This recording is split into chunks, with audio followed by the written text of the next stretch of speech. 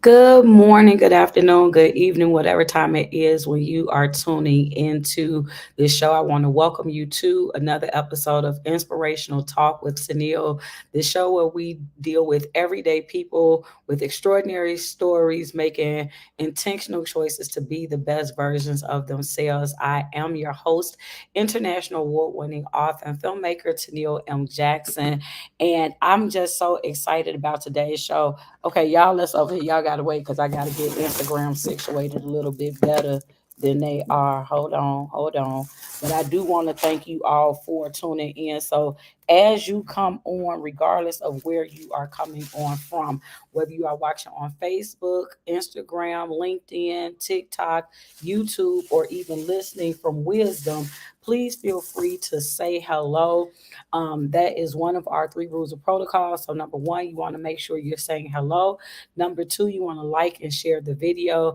And number three, you want to tag somebody that you believe would benefit from this broadcast. Who would benefit from today's show? Well, any authors that we have, any artists, hey, Miss Ella, hello, Nicole. This is not a test run. Hello to everybody that's tuning in. We are officially going, and it's just a lot of stuff going on right now because I'm trying to get situated, but we are officially on. So it's not a test run. This is the real show. So be sure to tag somebody, especially like singers, people who are looking to do videos, storytellers on any level, people who love me and people who love my daughter. Tag them, get them in here because today we are talking, and it is inspirational talk. It's going to be an inspirational episode. But again, feel free to like, share, and tag. And so I'm going to bring over at this time my daughter, who is, and maybe I shouldn't, y'all, at some point, I'm going to stop referring to her just as my daughter because she got a whole name. She is in her own right an international, I'm speaking international, but she's in her own right an award-winning author and filmmaker, and she is the videographer, or what is it, director and cinematographer. You ain't gotta refer to me as a cinematographer. I ain't that good. Okay, director. She was the director for my upcoming video, Remembering, none other than Miss Autumn Jackson. Hello, Miss Autumn. How are you? Hey guys. So y'all look, okay, I'm still trying to get situated. I'm still trying to get situated on Instagram. Come on over a little bit more. Act like you like me a little bit. Okay. So everybody, y'all can see me on. You got to come over a little bit for Instagram right there. Okay. And then Facebook, y'all can see me. Facebook, LinkedIn, YouTube, you guys are good. And then for Wisdom, you are like just listening. So hello, Mr. Long. Hey, Ellen. Hey, Nicole. Hey to everybody who is tuned in. Y'all listen, I am so excited to have my daughter on. I have interviewed you before, yes. Yeah. It's been some years. So do you remember the last time I interviewed you? What was it for? I think I remember. What was the last interview we did? I think it was when I turned 18 for my books or something. I think it was after that. I think it was after that. I think it was after that. I remember when you first won for your film. Remember That was still 18. It might have been you were after, though. 18? That's 2021. Oh my goodness. Wait a minute. That was 2 years ago. Dang. So you are okay, y'all listen. So we going through this together. Can y'all tell this was not scripted? Yeah, Tribeca, thank you. So it was Tribeca. So you won your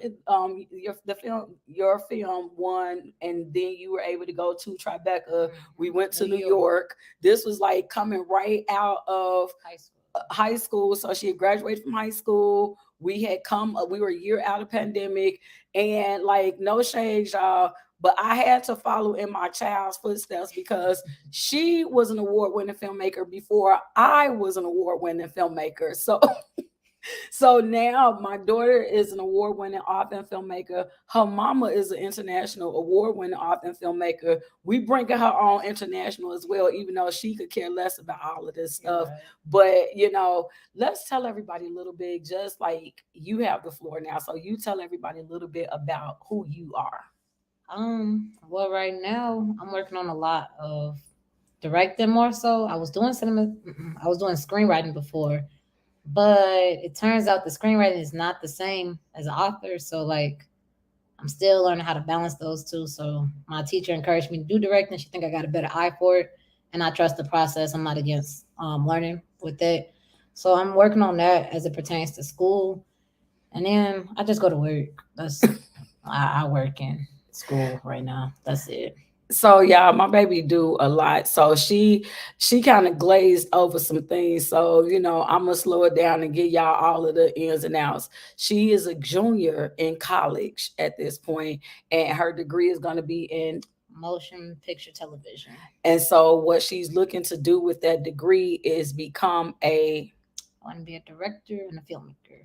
So she's looking to be a filmmaker. She's looking to be a director. Okay. So when she come on, Miss Ellen, yes, that is what mamas do. Cause look, okay, because I know that I'm officially, I know how to be professional and everything. So it's like I know how to interview because y'all done seen me interview before, but I am like interviewing her, but I'm also proud mama. So I am pushing her as well. And when I say pushing her, I mean promoting her because Autumn, you all don't really see her a lot on social media. Oh, never. And that's because she's always grinding. So again, she said, you guys you may or may not know, she's an award-winning author. Autumn has an 8-book children's series. Well, I say children, but it's really for you, a teen series, right? Yeah. So it's like a young teen series, and she has an independent book that's called Hopelessly Persistent. So she's an award-winning author. Then she's been doing film,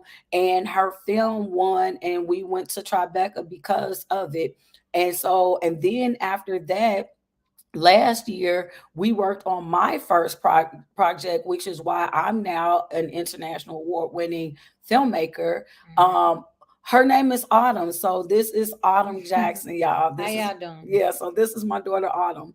And so we worked last year. This was our first time working together Yeah. professionally. Yeah. Well, within this respect, because Because you're my editor, and she always makes jokes because I have good storytelling, but like my grammar, like I can't spell, y'all.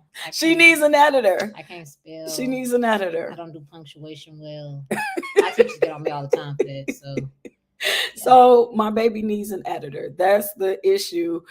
So in the literary realm, I'm her editor, but in the filmmaking realm, she's my editor. And so that's how we do that, right? And so last year, well, actually, it was toward 2021 leading into 2022. You served as my editor for my project, The Four Eyes of a Black Man. So right. why don't we talk about that process? Because I don't know that I ever interviewed you about that process. Like at the premiere, we talked about it out loud live, Right. but I don't know that we ever talked about it like behind, well, like on this platform. Right. So let's start there, and then we will kind of go a little bit more to what we're talking about now. So how was it for you doing that project? At first, I didn't want to do it because I didn't feel like I had enough skill set at that point because I was only in my second year. And then, like, I hadn't been working on Adobe that long because my school kept switching my editing software. So, my first year, I did Adobe. The second year, they had me doing Avid. I hated Avid. And so, I'm like, I don't really know if I can do it. But my mom had confidence in me. She was like, well, you didn't already created other stuff. So, I don't see what's the difference here. So her timeline though, Hush, man, wait a minute, wait a minute. I didn't know we was finna go into you that just told part. me to talk about it. Okay, go ahead. Go ahead. Her timeline though, she didn't like give herself enough time for it because she thought like realistically she had like 28 men and she thought we could do it in 3 months. And I still was in school and she still had other projects and everything wasn't already scoped it out. And my computer, I didn't know was the Oh wrong my computer, God. so I had kept crashing. And at one point, we had to go to her computer and transfer everything. We had to It pull was all nighters and shifts. okay, well, so look, let's okay. So, a matter of fact, Matt, if you still watching, tag some of the other guys for me too. Get if anybody, I think I might have tagged Freddie early on, but like it's so there was a project, the Black Man Project, y'all. It was a documentary as well as a book, and I interviewed 28 black men across the country from ages 30 to 70. Okay, so understand the timeline. I got to put this in context. So understand that when I started this, we were still in the pandemic, right? So we were just about coming out of quarantine. We kind of was at a place where because I got the concept for it.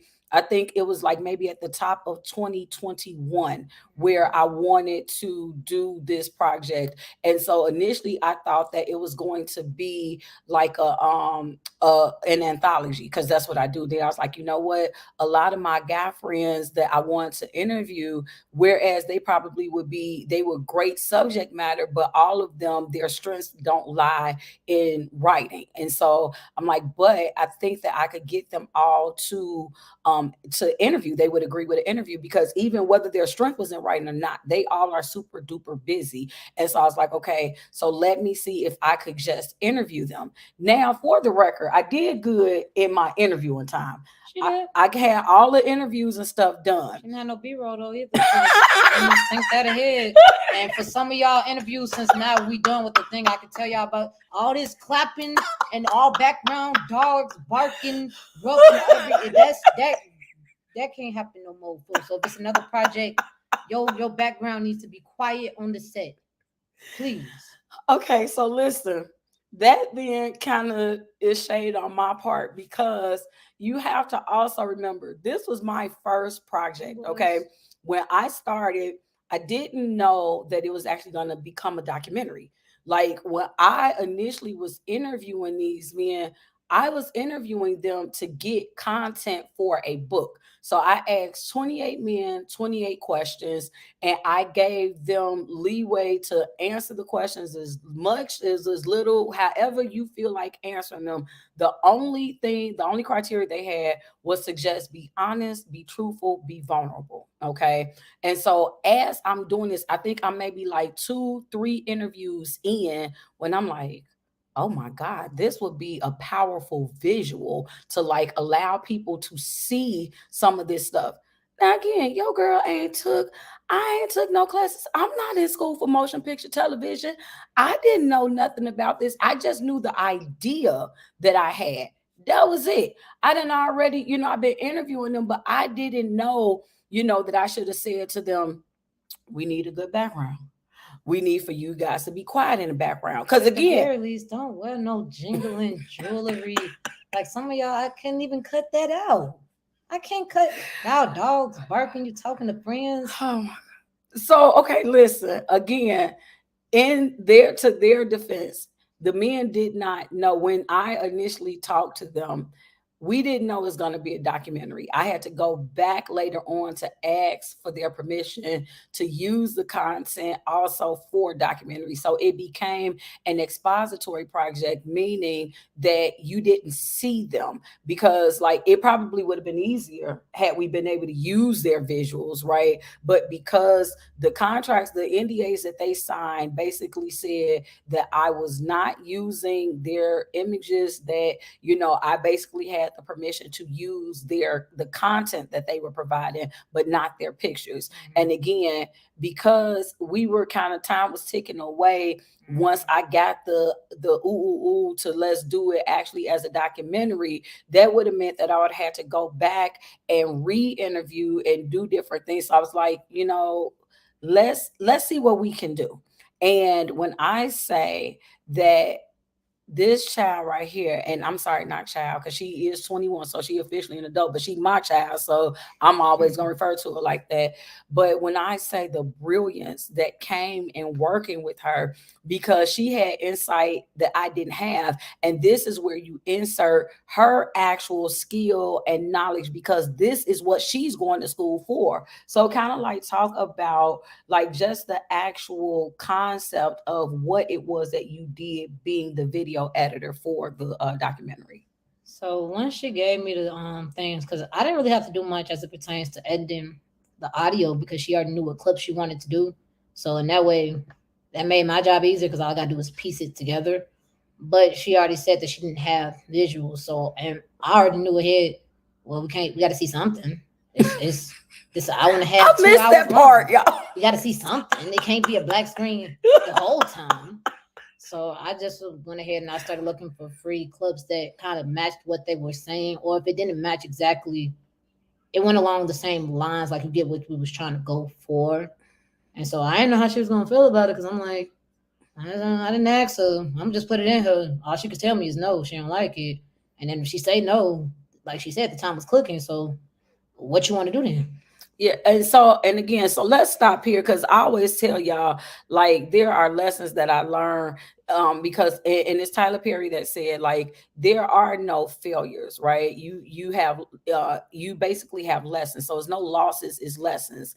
And so for me, again, this first time I ever done a documentary before, didn't really know what to do, how to do it. So in my head, when I asked Autumn to work with me, it was not for her to end up being the creative director, which is what she ended up being.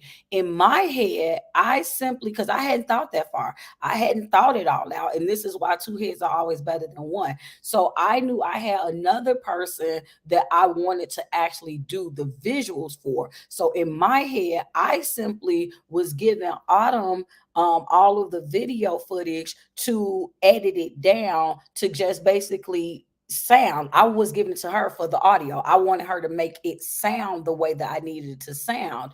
And so what happened was as she was listening to that, then she was like she said, there were ideas that came in her mind like here's some visual for that. Like this. And so when she started inserting herself, I'm like, oh my God, yeah, that would be good. Can we do so then at that point? That's how I came on board full time. Because at first she told me it's just supposed to be like probably not even a week, and it would have been just a week if it was just audio. Because she had, like I said, she already had knew the pieces she wanted to be clipped. That wasn't the hard part.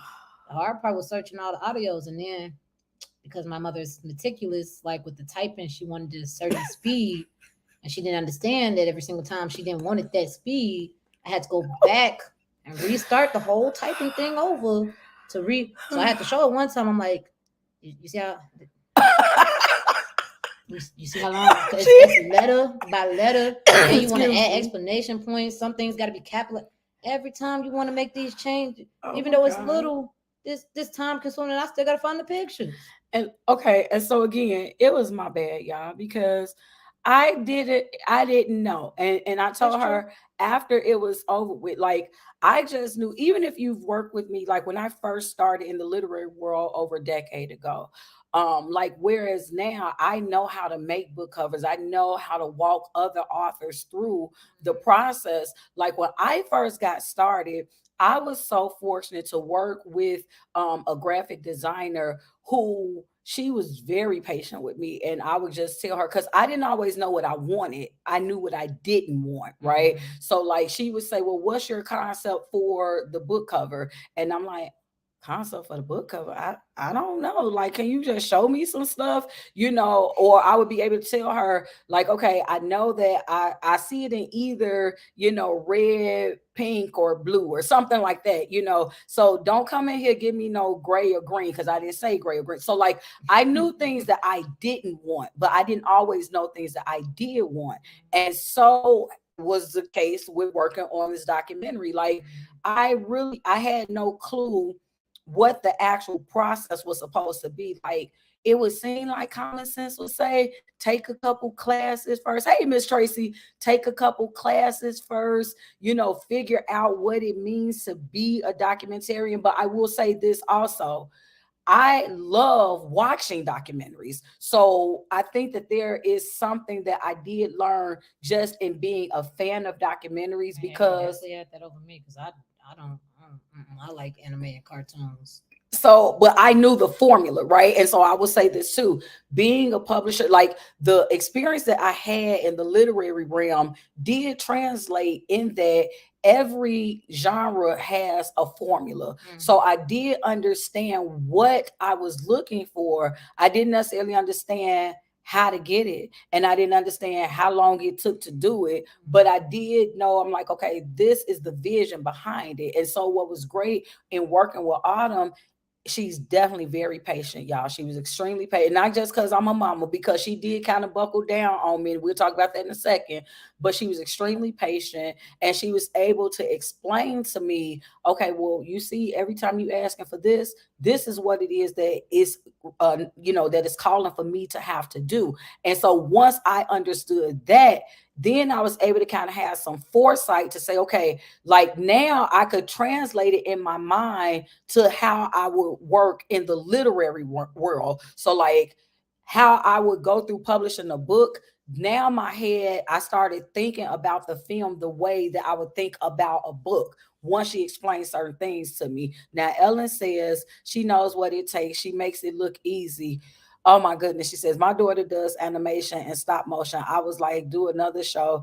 She told me I have to write scripts so that their voices would match what I'm saying. Listen, let me tell you something. So some of this stuff, it is, you kind of have to know what's going on in the world today. Even if you choose a particular genre, like you want to know what they're currently doing. And then it's also a point about being true to yourself, because there were some things that I definitely knew I wanted. I didn't care if this is how it actually is or this is what people do. I don't care about what people do, because at the end of the day, being the artist, I wasn't looking, I didn't know. Hey, Alexis, like Aretha is who told me about film festivals and stuff like that. Like, again, I had no foresight. The same way when I entered the literary realm back in 2010, y'all, I wasn't even a reader. So I definitely knew nothing about like all of the book festivals and expos and stuff. I had to educate myself about that. And then I ended up making strides in the literary world, becoming a national and international award winning author. And I was independent. I'm doing all this myself. Well, fast forward over a decade later, I'm coming into the filmmaking world. And so I didn't know that they had that stuff too. So, like, when we were putting this together, I was not creating this documentary because I was looking to become an award-winning filmmaker. There was a story I wanted to tell. Like I heard what these men were saying, and it was very powerful. And I'm like, oh my God, people need to hear this. And I knew that everybody didn't read. So just having it in the book, the being a black man is harder than you think. I knew that that was not going to be sufficient. So I wanted to have it as a visual. And so now I'm kind of getting schooled because my daughter is telling me, she's like, okay, well, mom, you need to kind of do this. You need to do this. And I kept on changing stuff. So Yeah, look at yeah, the face. because first of all, we both are the same in when regards with meeting our deadlines, but Yeah. she likes to wait till last minute. I Hush, don't, because hush, that stresses me out. hush. So they were supposed to have the flash drive on Monday. That mean really Friday you shouldn't be changing nothing. Nothing. You need to review it Wednesday, Thursday. No, I'm gonna give you Monday because I need time to make those changes because I know she's gonna have some changes, and that way we can give it to them on Friday. Nothing should be changed on Friday. Monday morning, I had an idea. No, you didn't. No, you didn't have an idea because it's time to turn it in. You can't have an idea. Don't have that idea. Put the idea back in the box. She said there are no more ideas, mom. Like even before we led up to the final finale, right? Like we kept on having because I kept having different ideas. So Mhm. she had to sit me down. She said, "Mom, listen. This is It's how locked in. it goes. You know how you give your clients deadlines and they can't keep changing their manuscripts? You cannot keep changing your visuals. Like, I don't care if you have any more ideas. We got to be able to move beyond this segment."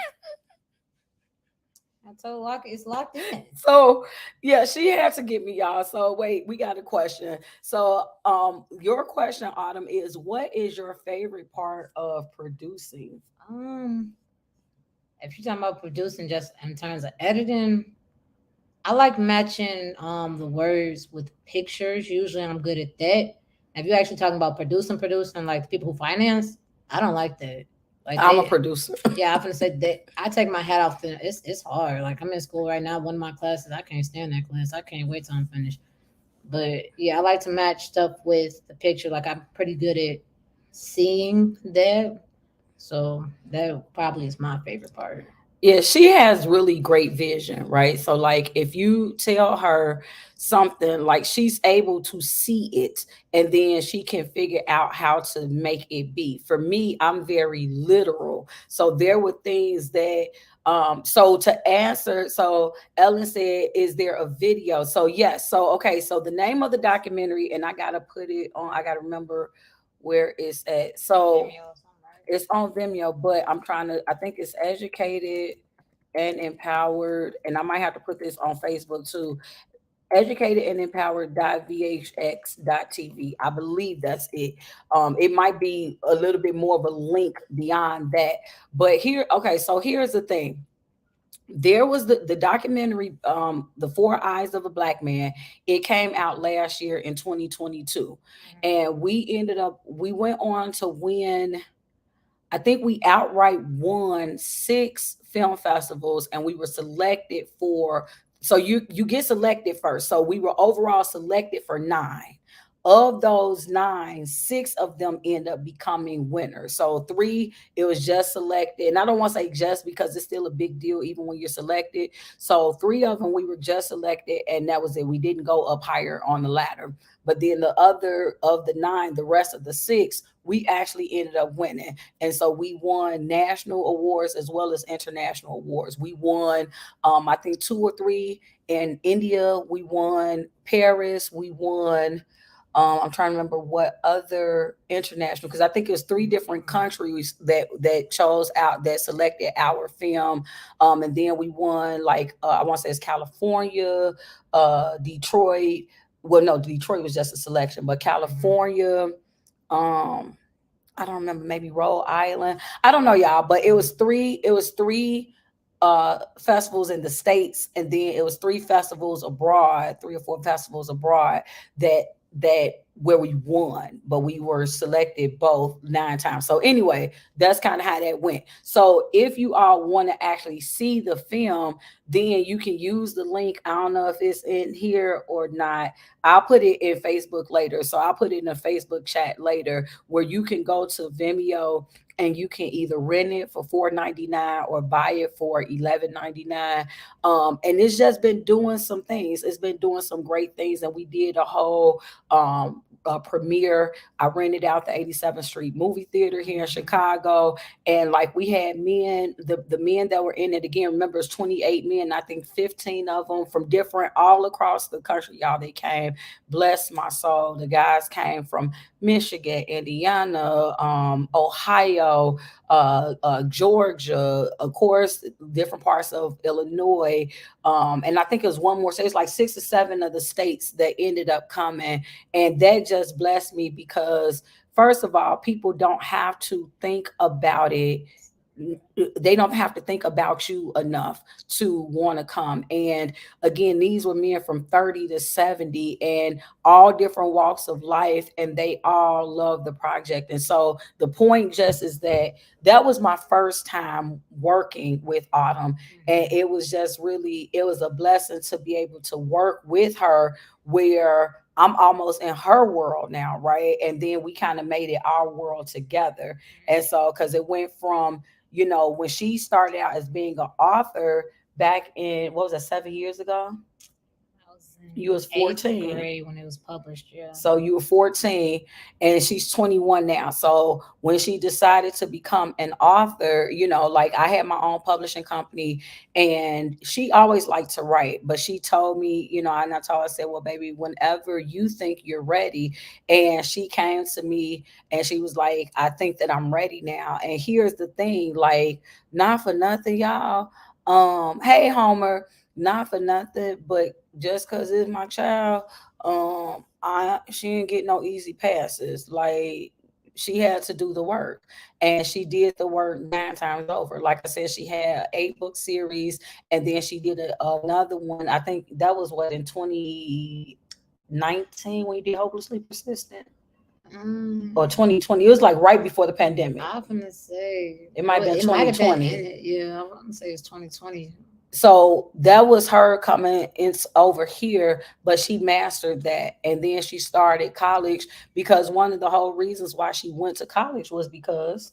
I wanted to turn my 8 book series into a TV series.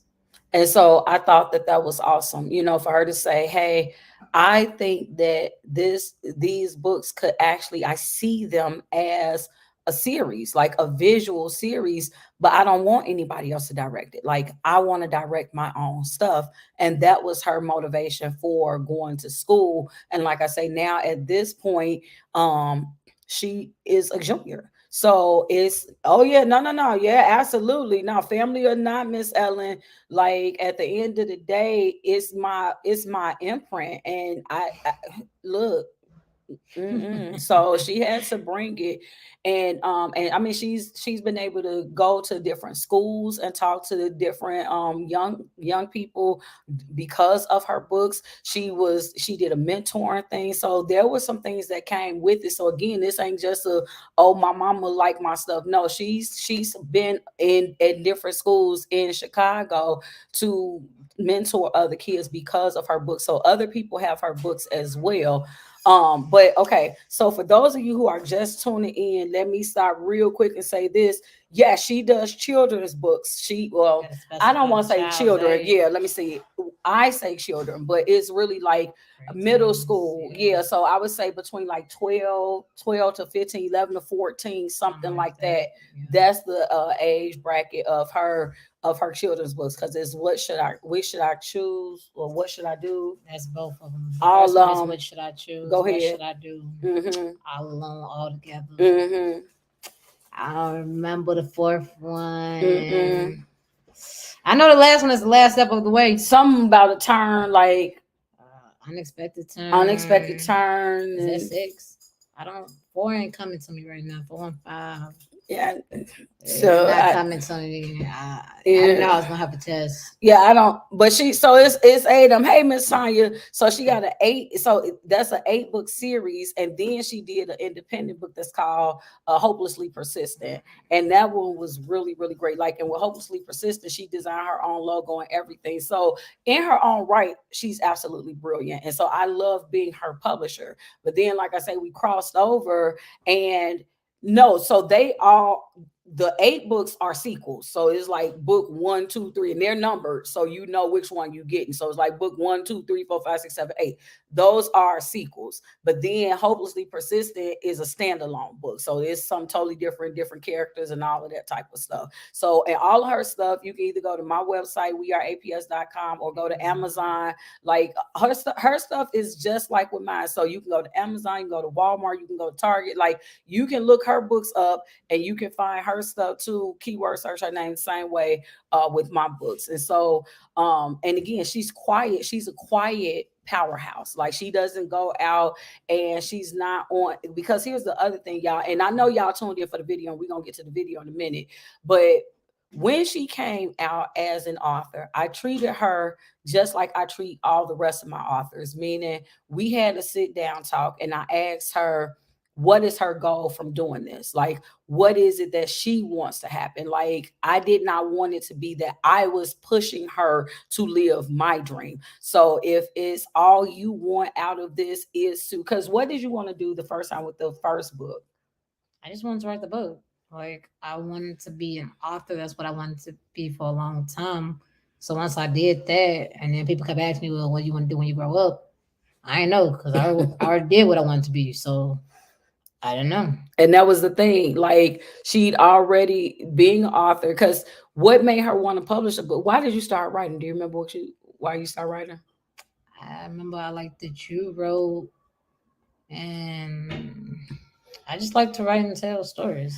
Because what would happen is she would tell her little sisters, because she's the oldest of my four girls, so she would always tell her sister stories, and so that's what motivated her to write, so that she had stories to read to them. So like they would always ask her, hey Jennifer, hey Tavetta, they would ask her, well, what happened to the rest of it? So she would keep on writing stories so that she could tell so she could tell them what happened, right? And so, um, you know what? Let me see what you say at the end of the show. Can we both? Yes. What I'm going to do once we get done, I will place both of our Amazon links in there and all of her stuff, because she actually has her own website, kidtumtum.com.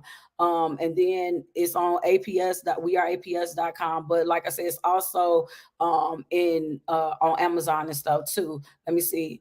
Tanya said, you are a true inspiration to young ladies across the world. Oh, Proud of you. thank Keep up the good you. work. Girl, I told you, ain't just your mama that be saying that. But listen, so that's kind of, so when she started as an author, she did not desire to be world renowned. No, I didn't like to talk. So like she wanted me to talk and tell the story. I didn't like. I still don't really talk. I talk more now, but I still don't talk that much. I talk when you like address me, She's but an introvert like her mama. yeah. And so I didn't push her. I respected that. So her thing was she wanted to write the book. Okay, let's write the book. And then by the time we got to like book, matter of fact, I let her do the whole series and I didn't really push her. Like there were a couple connections that I had that maybe somehow they knew, because I'm still a publisher. So I still got good product that I want other people to know about. And so I had a couple encouraging talks with her to say, hey, why don't you could go on the stage? That wouldn't be that hard, you know. But I didn't make her bring this on as her career, you know. It was just like getting her to see certain things. Now, when she came up with hopelessly persistent, that was a whole nother thing. By that point, you kind of got a little bit. Yeah, I was older. I was like in my sophomore, junior year in high school. And one thing about me, I love Spanish. I love the language. That should have been my first language because I can't speak English because I can barely read. But I love Spanish, so I wanted to incorporate that into the reading. So So she has bits and pieces, and it works because I also speak Spanish, so I was able to edit her Spanish manuscript too. So the point is, y'all, like, we had a really great time working together as publisher and author, right? Like being able to push her, encourage her to do different things, and so she did that. And you know, like I say, she knew that she wanted the books to become movies, so she went to school. So then I end up making a movie because she had already become an award-winning filmmaker. And she was like, when we interviewed with that, and I'm like, so are you proud? Like, it's huge the fact that you're going to Tribeca. Do you remember what she said about that? um I didn't do nothing. All I did was write it. I didn't even, and that's not even the genre I really wanted to be known for because it wasn't like it was fiction or drama. It- I just happened to, I didn't record nothing like the visual. I didn't even film it. I just wrote what he was saying. So it was a two-part thing. Somebody actually recorded, she wrote it, and it won, but she didn't even know what Tribeca was at the time. She didn't Uh-huh. even understand. how big a deal that was.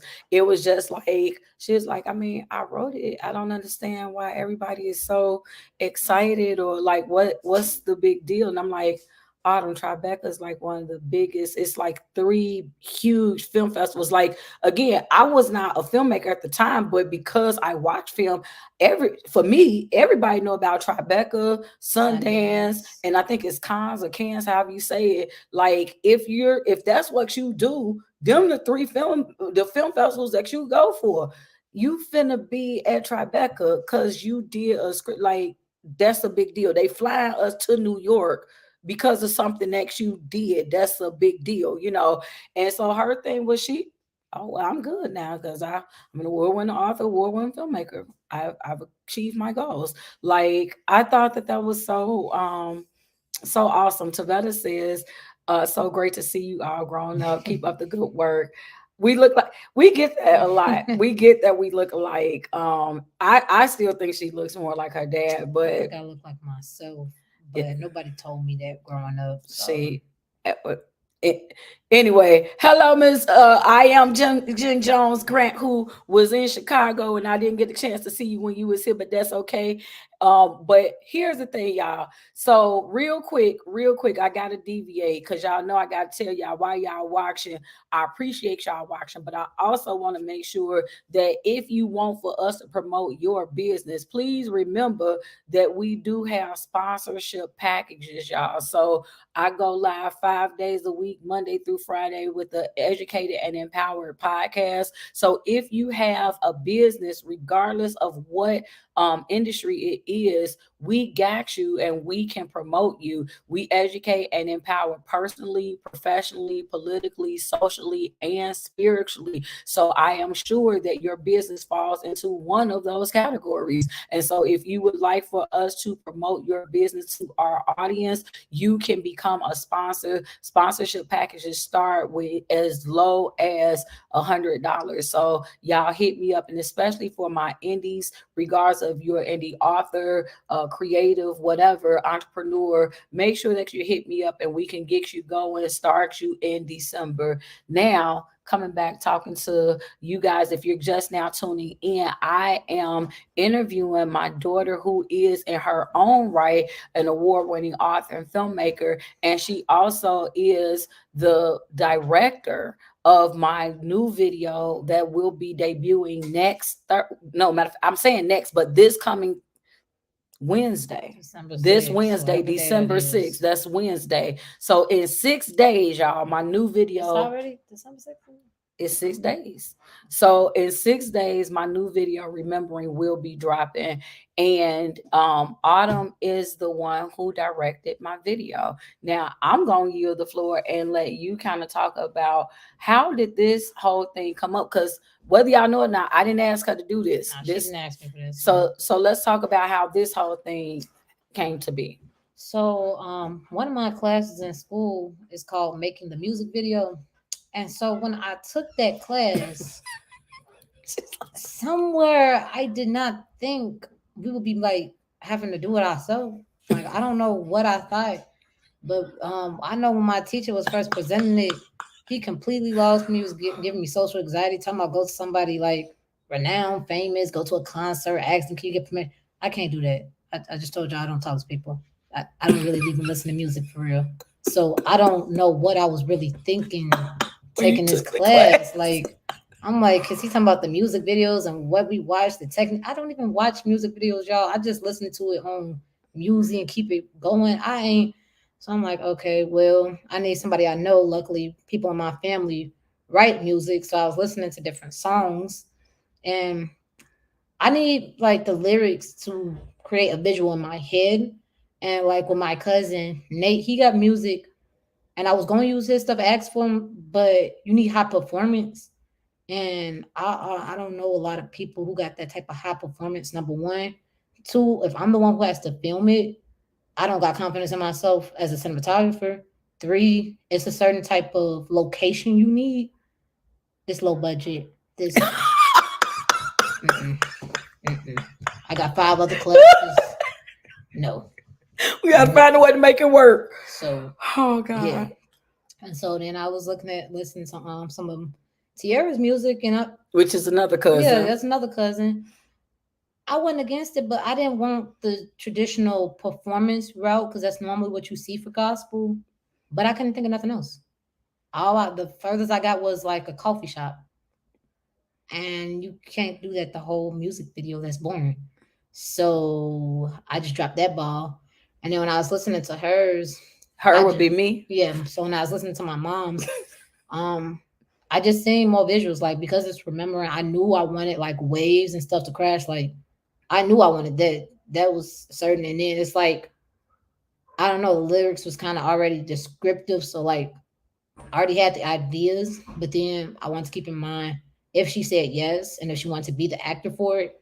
I know certain things about my mom, so it's like I had a few ideas for it, but the ideas like that was on the top of my list, I pushed to the back because I'm like she may not be comfortable with it, and I didn't want to put her like in an uncomfortable predicament. If that makes sense. It makes sense. So yeah. So when she presented the idea to me, so she came, hey Portia. So she came to me, I don't even remember when it was, but she came to me some months ago and she was like, Mom, how would you feel about me directing a video? Hey David, how would you feel about me directing a video for your song Remembering? And as soon as you said it, what did I say? It's like, oh yes, I always wanted a video for that anyway. I did. Like when I released the song. So if you guys have not checked out my song Remembering, it's on all of your streaming platforms, Amazon, iTunes, all of that type of stuff. So when the song came out in my head, I saw it as a video, but she ain't no filmmaker. Like I mean, like, well, I'm a filmmaker, but I'm not a director. I'm not a music director. Like this ain't. I wouldn't say I'm a music director either. I told y'all I don't watch But videos, it's so still it's different. it is It's different. different. Like I'm a documentarian. Like I think that it's different. Like I have a lot of filmmaker friends who do like narrative movies, Mhm. and so I ain't did that yet. That ain't. But in my head, I kind of saw what it could be, but I didn't have anybody to do it, and I wasn't number one. I didn't feel that I definitely didn't have the time at the point it came out last year because 2022 was a huge year for me. And so when she brought it up, I was like, oh my God, yes, right. And I was explaining to her because first of all, let me say this again. I do have a song, David. Yes, I will get that to you. So let me say this at the end of the day, she's very professional. Like the same way that we would schedule meetings when she was my author and I was her publisher, and we would have those meetings. Like she scheduled a meeting with me because she wanted to show me her concept. So she had storyboards where she wanted to walk me through what her concept was, what it was that she envisioned. And so it was really something special for me because I'm seeing her growing, right? I'm seeing her uh becoming who it is that she said 3 years ago, this is what I want to do, and she's getting here, she's doing it.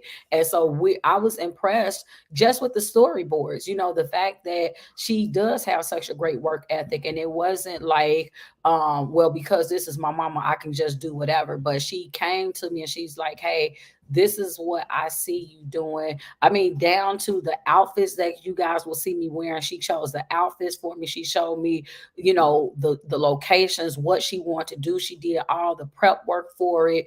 And I was highly impressed, now go ahead and go ahead. It's just I don't know. I don't feel like I really articulated nothing because I had to just leave her high and dry because I had to do the cinematography too. So basically be behind the camera. I technically know how to do it. I don't like to do it though. Like I don't feel like that's what my strong suit is. That's my fault though because I don't practice with my camera. But I don't feel like that's my strong suit is. So like I told her beforehand, kind of what I expected. The day of, she was I can't focus on you. I gotta focus on me so we can get the shots. So But I think again, that's what comes. that's what comes by having a team that gets each other, right? So like, yes, it's true that the day of, she did not give a lot of directives, but again, as I told her, here's the thing: when we sat down in our meetings, because we had two meetings in advance, first, you're not dealing with somebody that is totally unknowledgeable. I wrote the song. I know, I already know. You know what I'm trying to say? Like, I know where my head was when I wrote the song. I know the feelings that I felt when I wrote the song. So I know how to tap into that, right? Like, all I basically had to do was listen to her directives. So like, she told me, like, so I showed you guys two of the videos, like the behind the scenes thing. So when we went to the beach, first of all, she's the one that chose direct. She's like, I see us being at a beach and I see you doing this and this and this. So she'd already told me in advance what she saw, and I already knew the emotions that went with that because I wrote the song. So that was easy. And like I told her, when we were actually there were times if I was unsure, I asked her, okay, well, what is it that you want me to do here? Or how do you want me to do this next? She told me. That's what a director does. And I think that sometimes when you don't know a job, it's easy to be very unsure of yourself. But like I told her, you got to bring that in. Like, I'm your mama, so therefore you get away with that. But when you work with somebody else, they don't have to know that you don't know. You know, like, you communicate with them, and this is the point of communication. When y'all sit down and you have that meeting and you present in the storyboards, you leave it open. If you're unsure, then you leave it open for dialogue, so that way they can say, they can feel comfortable saying, hey, I got this idea, or are you open to that idea? You know, let me see. I'm in the market for my base on a true story books, also written this song. Can you create a vision on my video? Homer, she can. We can get a consultation set up for you, and then we can see what happens from there. Just understand that she is still in school, which means that her availability may be limited. And let us know in the comments where you are from, so we can know whether or not this would be an in person or a Zoom situation. Starting out, it'll probably be a Zoom meeting, but then, like, if it's an in person thing, we could probably make that happen if you're in Chicago. But like I say, the initial meeting will just be Zoom. But let us know where you listen to. So what happened was, it's like, okay, she had, for me, I felt that she was very clear. Like, I believe that her storyboard ideas were very clear. Like, I saw it. And I mean, to the point where, and again, I'm not giving away anything because I showed y'all the behind the scenes. Like, there was a point where we had to go to the cemetery. Her idea was to go to the cemetery. Talk about that. So that was my idea, but I know she hates the cemetery. So I had other ideas. She came back and said this is the one she preferred though out of the other because I had given her two other options, but she was like, but it makes sense for this song to be at the cemetery. So for me, that meant I already knew like being somewhere she's uncomfortable. I didn't want her to be there longer than she had to. So I had to do pre-shooting to basically get an idea of where I wanted the location to exactly be. I knew that she wouldn't be able to see her mother's grave and like be able to function still because I needed her to still be able to act. So that wasn't what I was going for. And then because with the grades, they got the names on it, so you can't have like people names and stuff in it. You got to be leery towards copyright. So I just needed like the scenery so people could get the concept of it more so. Yeah, so let me put that in a bit more perspective. When she say, I don't really like the cemetery, I haven't been to the cemetery in 20 years, literally. My mother died in 2002. I went to the cemetery in 2002. um oh, David said he loves cemeteries. God bless you, David. That is not my ministry, that is not my thing. Like, just generically, do I have a problem with, say, if you, so I don't have a phobia of cemeteries. So I want to like get this clear. I don't have a phobia of cemeteries. I can drive by cemeteries. I don't have anxiety and nothing like that. But what the ask was to go to the cemetery where my mother was buried. I have not been to that cemetery since 2003. And I had to stop going to the cemetery because it created such anxiety for me. It created negative feelings for me. And I remember talking to my grandfather, and he had said to me, he was like, if going to the cemetery, visiting your mother is causing you to be depressed, making you sad, then I don't recommend that you go, because I don't think that her desire would be for you to be depressed. Like, going to see her should not make you sad, and you do not just have to go to a cemetery to spend time with your mother, or talk to her or whatever. And so I hadn't been to the cemetery since 2003. When my father's died, my grandmother died, I do not go to a cemetery. So, like, after the funeral, if there's a funeral, once that service is over, that is the last time I see a body. I do not go to the cemetery. We don't do the bury. I cannot take it. Like, I know my limits and I can't. So when she came up with the concept of saying, um, what I see is you being in the cemetery, and she, gave me the entire vision, I'm like, I'm with it. I I was praying, but because it's at a point to go. Because Ellen had a question. She said, "Do I listen without reservation?" We gonna come as it pertains to her directing my sets. We gonna come back and fully answer that. But as it pertains to this specific thing, I definitively trusted her vision. Like, everything, and y'all, and we'll ask her, but everything in terms of location that she said, I didn't give her a problem. The vision that she said she had with it, what she wanted to do, it was. I told her when I saw those storyboards, I said, Making this video is going to send me to therapy. It might be my therapy, but it's going to send me to therapy because it." It made you deal with it. Oh yeah, like, it was definitively hands on. Like, I had to go back and tap into because the only way to make it look authentic was to tap into the place that I was when these things actually happened. That was hard, especially like one of the scenes. We'll say it like that. On one of the scenes, it was extremely hard. But go ahead, I'm gonna shut up and let you talk. Um, I really have nothing else to say. I will say this because we're in Chicago, you got to pay attention to the weather. Like that's why a lot of my shots was done so early because we did do one of the scenes on the beach. You can't. She wasn't gonna go to the doggone beach in the winter. She don't go to the beach, so she Not a beach definitely person. wasn't gonna go to the beach in the winter. It wasn't gonna happen. Like you don't want to put your actors in unideal situations anyway where they could get sick.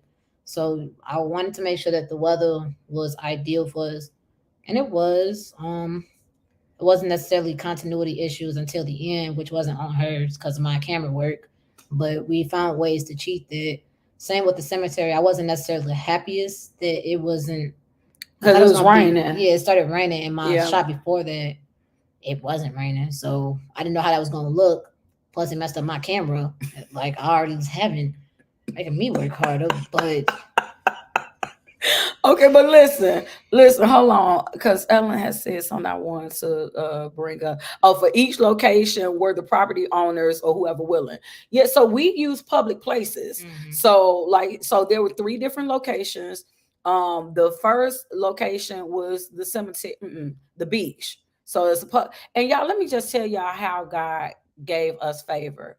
We went to the beach, a popular beach in Chicago. I'll just say it like that. And you probably know which one it is when you see it, because like the skyline, we were able to capture the skyline in the background. And so when we went to the beach, y'all, it was a beautiful day outside, because this was months ago. And this is again why it's so great working with Autumn, because she is great when it comes to deadlines. She understands, okay, if I have to do, Yeah, I'm really serious about that. yeah, So because she's like, okay, if it's due, even though it was due in December, she's like, she knew when she started the class back in like September, August or September. She's like, okay, Mom, can we get she's like, if we can get the beach scene now, I'll leave you alone for the next month or two. I just need us to get to the beach while it's still nice outside, because I know you're not going to want to go outside once it gets cold outside. So we end up going to, yeah, I think, was it Lake Michigan I is, thought it was Rainbow. no, that's the name of the beach. We talking about the, never mind.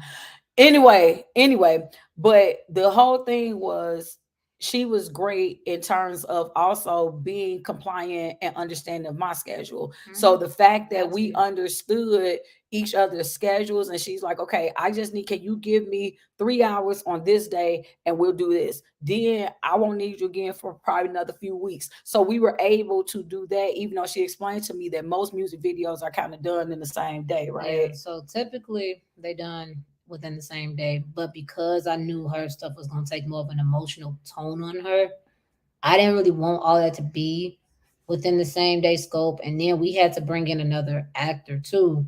And so once you start adding more pieces and more people, like for the schedules, it's hard getting people's schedules to mesh. Like it's, and I'm like, it's not due to December. So I mean, the earlier we start, we'll still have time. I can still cheat it because on the end, they're not gonna know And that's her strong suit, is editing. for sure. So she knew that editing was not going to be an issue for her. And so we had the beach, we had the cemetery. Oh, and what I was saying was, as beautiful a day it was, there was literally not one person on the beach when we went. It was almost like the Lord said, you know what? Nobody come until they leave, because we were there for over an hour, maybe hour and a half, 2 hours. something like that, close to 2 hours. Nobody was on the beach. It was not, it was probably like close to 70 degrees outside.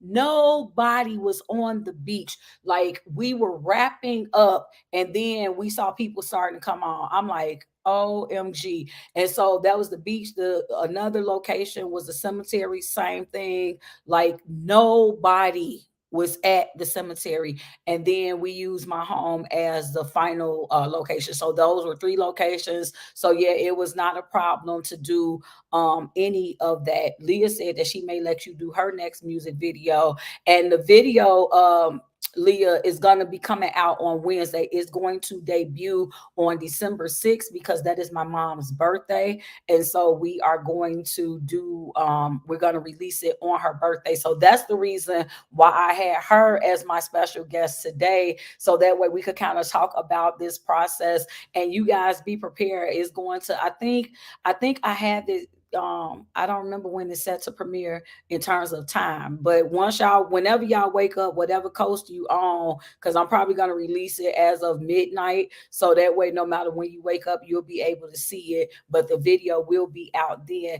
And David says, do you do a lot of music videos?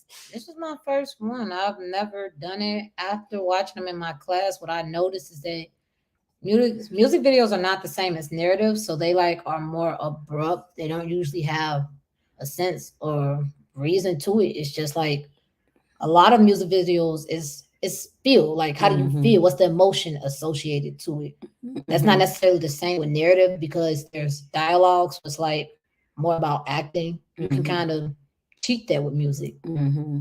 I don't know if I got that like skill set yet. Mm-hmm. Again, I said I'm good. I would have to listen to your lyrics first and see how that comes to play.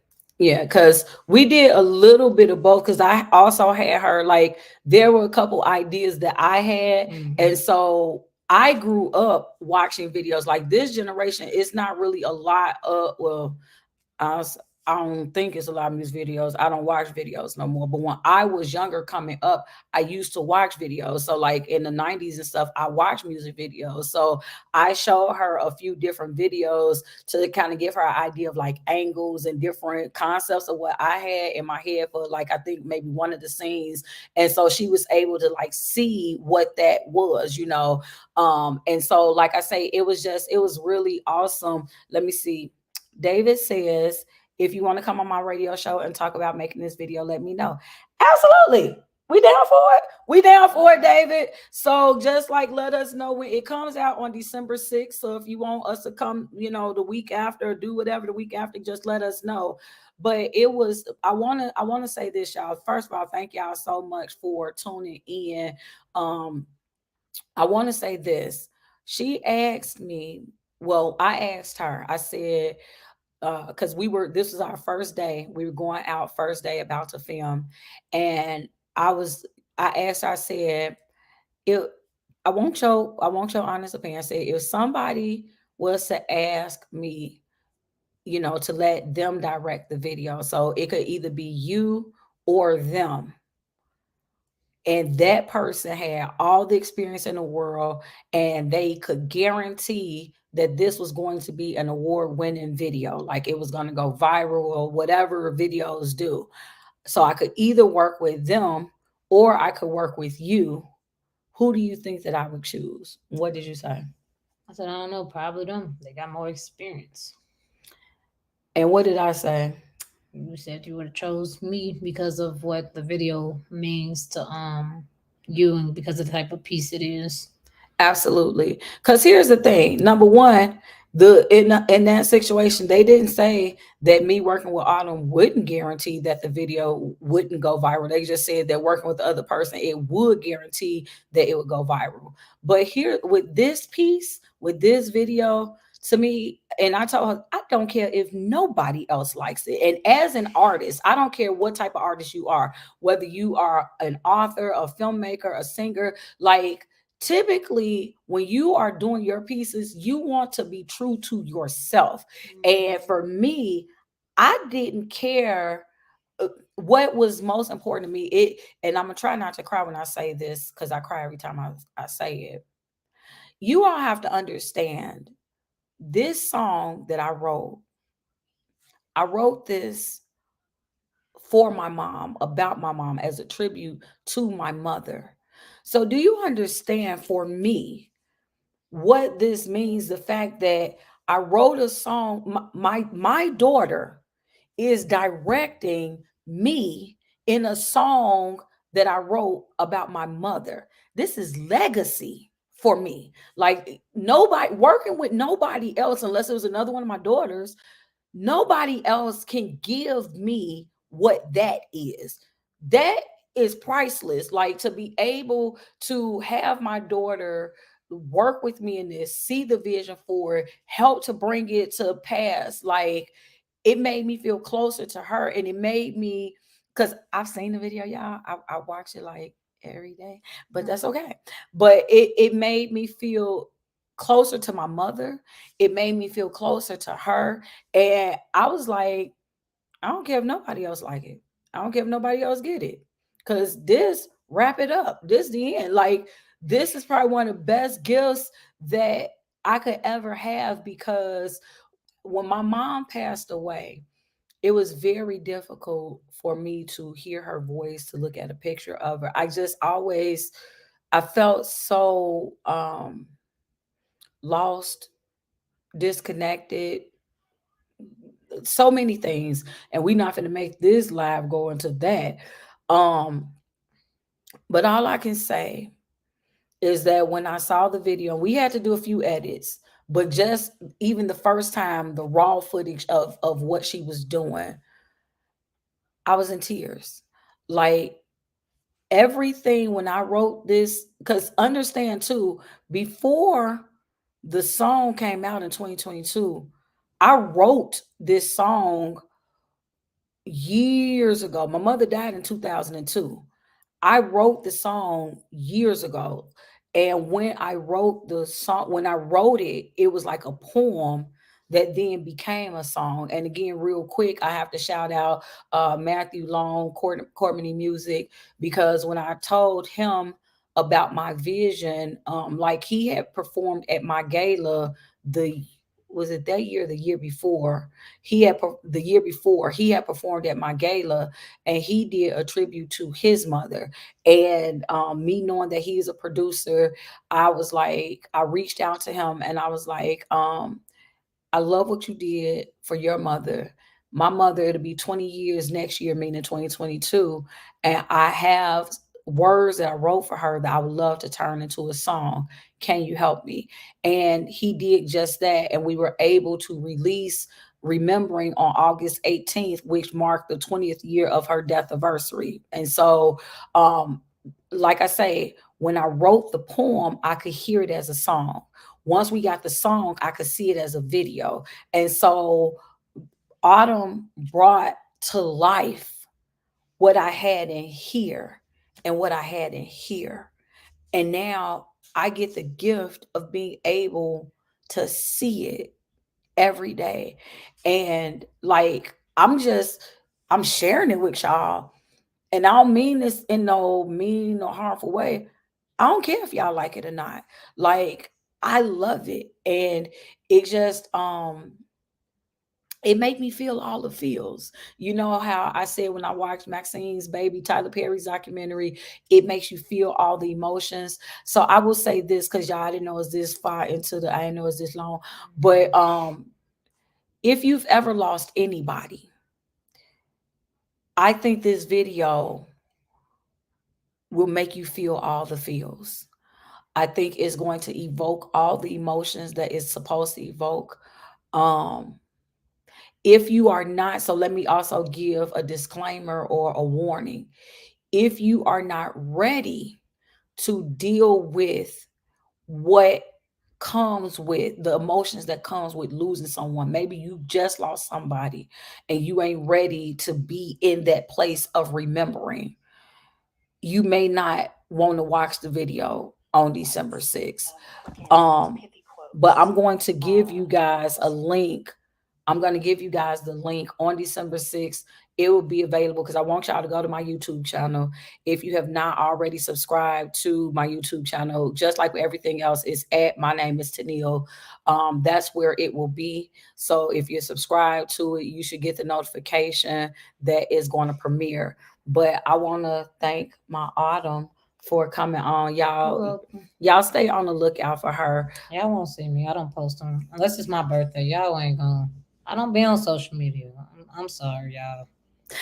And like I'll so try to many of do my better. other authors, I have to work with her, to understand, but right now that's not her why, right? Right now she's in school, junior year. She has another 3 semesters and For she's sure, done. this one about done. 3 semesters and she's done. So that is her primary focus. Oh, but let me do say this. Y'all haven't seen the end of me and Autumn's work together because whereas this is about to release on Wednesday, I'm working on my next documentary. I survived it all. So whereas the last one was for the men, this one is something special for the women, and it is going to debut in March for Women's History Month. And she's back again, y'all. She's gonna be Did you my finish all your editor. interviews? Hush. That ain't what we talking about right now. I'm Okay. halfway through. I'm Okay. halfway through. Y'all Okay. see how she keep me in check, I'm but just that's because all you right. said March of next year. This coming March, that's only like 4 months away. I'm gonna be done. Okay. It's gonna be done. I'm just We saying saw that we it's went through it before we did it. It's better this time.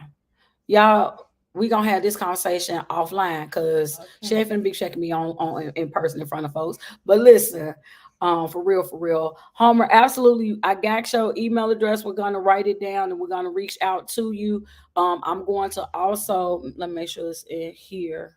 Hold on, cause we got okay, yeah. So it's in the Facebook feed. Send me a friend request too, Homer, and we will definitely get something going, y'all. But I'm telling y'all, I'm not just promoting her because she's my daughter. She just happens to be my daughter. Like she's phenomenal. And I just happen to have the gift of being able to be her mom. But if you are looking for somebody who is, and again, right now, she probably can only help you during her off season. So she go to school in the fall and the spring. So the summertime, she probably, You when just have more availability choices depending how busy you is yourself. yeah. So it's awesome. And I want to thank her. I want to thank all of y'all for tuning in. It's a lot of different thank you so much, Tavetta. It's a I'm so tired of this phone here. Hold on. And to all my wisdom listeners, let me say this, y'all, real quick. Those of y'all who watching, so this is simulcasting on Facebook, Instagram, LinkedIn, YouTube, and Wisdom. For whatever reason, the Wisdom app, it keeps on silencing out. So for all of y'all who over here on Wisdom and y'all been listening, let me give y'all a special shout out real quick to all of y'all. Thank y'all, because it's too many of y'all. I thought I was gonna give a real quick shout out, but it's a whole lot of y'all over here on Wisdom. Thank y'all so much for being patient, because I get involved in the conversation and I look over and it's done. I don't even know how it be done happen, but it be done muted itself. So thank y'all to whoever that's watching. If you guys are not already connected with me, please go ahead across all those social media platforms that I just named: Facebook, Instagram, LinkedIn, Twitter, TikTok, YouTube, Wisdom, Clubhouse, whatever, all of them. And you can find and follow me at My Name is Tennille. Tomorrow, I can't believe it's Friday, but tomorrow is Praise Friday, God. and it is going to be my last day because I'm going to be on hiatus for a week. See, this is what I'm talking about. Just random stuff. I'm sorry. Okay, but tomorrow is my last day. I will be on hiatus that full first week of December. I'm on hiatus, but when I come back on December 11th, I will be all new at 2. So you guys continue to tune in, continue to watch. Y'all know I'm still probably going to be posting. But thank you so much.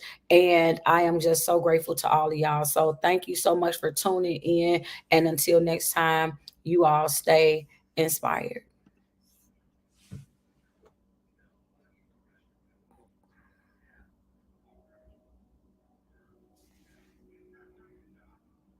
Didn't put that.